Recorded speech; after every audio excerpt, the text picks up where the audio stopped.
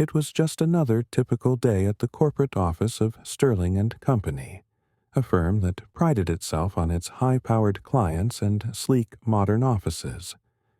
But for Marcus Green, a talented marketing strategist, the day felt different. It had been weeks since he had started working at the firm, and though his first few days were filled with excitement and ambition, the undercurrent of tension that Marcus couldn't shake had grown stronger with each passing day. Marcus had always been a driven individual. He had worked hard to secure his position at Sterling and Company, and his work ethic, attention to detail, and innovative ideas had quickly earned him respect. But there was one colleague who didn't seem to share the same respect for him, David Collins, a senior marketing executive who had been with the company for over a decade. David had never hidden his disdain for Marcus. From the moment he was introduced to Marcus, his passive-aggressive comments and disapproving looks became a regular part of Marcus's day. It wasn't long before Marcus realized that David's dislike of him wasn't personal. It was racial. David, who had always been used to being the top dog at the firm, couldn't stomach the idea of a black man outshining him. It started off subtly at first.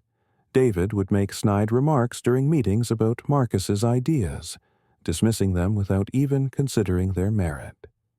He would take credit for Marcus's work or undermine his contributions in front of clients, making sure to downplay Marcus's accomplishments. But as time passed, David's tactics grew more malicious. One afternoon, Marcus had just finished a major project, a marketing strategy for one of the firm's biggest clients. He poured his heart and soul into the presentation, meticulously crafting every detail to ensure the client would be impressed. The meeting was scheduled for the next morning, and Marcus was confident it would be a turning point in his career at Sterling and Company. However, just hours before the meeting, Marcus discovered something shocking. David had edited his presentation without his knowledge, completely changing key points and adding irrelevant data that would confuse the client. Not only that, but David had also removed Marcus's name from the document and placed his own. Marcus was furious. He knew David was trying to sabotage his reputation and steal his hard work. With the meeting looming, Marcus was faced with a decision. Confront David immediately and risk creating a scene or quietly fix the issue before the presentation. He decided to take the latter route. He quickly edited the document back to its original form, adding a few personal touches to make sure it stood out. He arrived at the meeting early to ensure everything was in place, and when the time came, he presented his strategy with poise and confidence, stunning the client and securing the deal. David, who had expected the project to fall apart, was visibly annoyed, but Marcus's success didn't end there.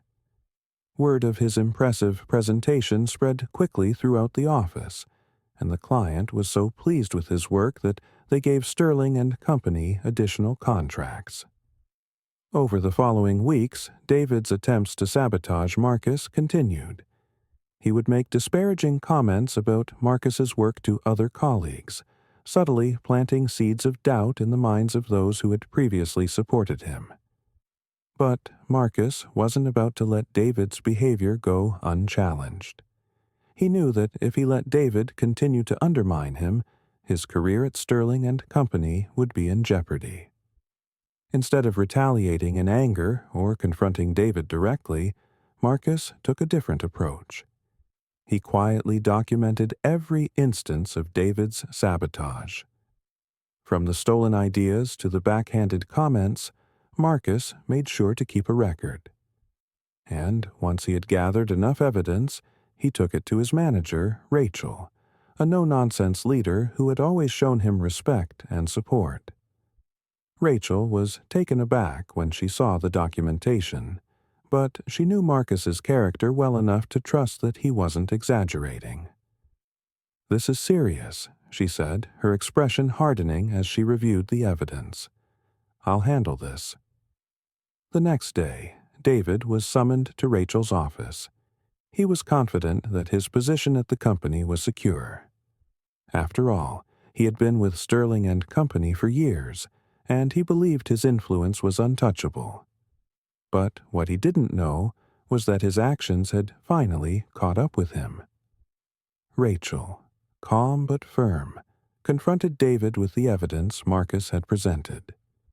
"David, we've received multiple complaints about your behavior toward Marcus," she said, her voice cold. "This is unacceptable.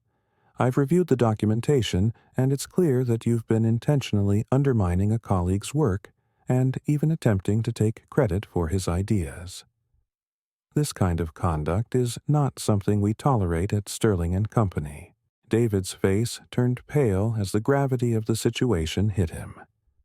I didn't mean any harm," he stammered, trying to defend himself. "It's just, he's new here, and I thought he needed guidance. I wasn't trying to hurt him."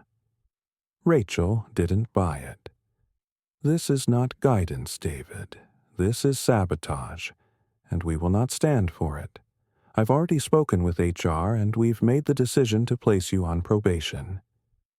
David's world began to crumble as he realized that his years of power and privilege at the company meant nothing in the face of his behavior. He was escorted out of the office that afternoon, his pride and reputation shattered. The news of David's dismissal spread quickly throughout the firm. For Marcus, it was a bittersweet victory. He had faced personal and professional obstacles that many of his colleagues couldn't imagine, and he had come out on top.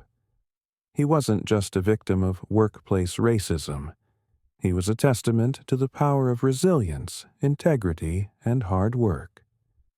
In the weeks that followed, Marcus's reputation within the company continued to rise. His colleagues began to respect him even more, and Rachel ensured that he was given more opportunities to lead high-profile projects. He had not only proven himself as an employee, but as a leader in his own right. But what struck Marcus the most was the message his success sent to those who had once doubted him.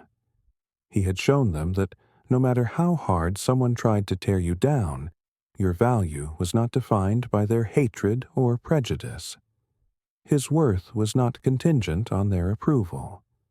And now, at Sterling and Company, he was respected for the work he did, not for the color of his skin. Marcus's journey at Sterling and Company was far from over. In fact, it had only just begun. But one thing was certain: the tables had been turned, and the very man who had tried to destroy his career had inadvertently paved the way for his rise. If Marcus's story moved you, don't forget to like, share, and subscribe for more powerful stories of resilience, justice, and standing up against prejudice. Your story of strength and perseverance could be next.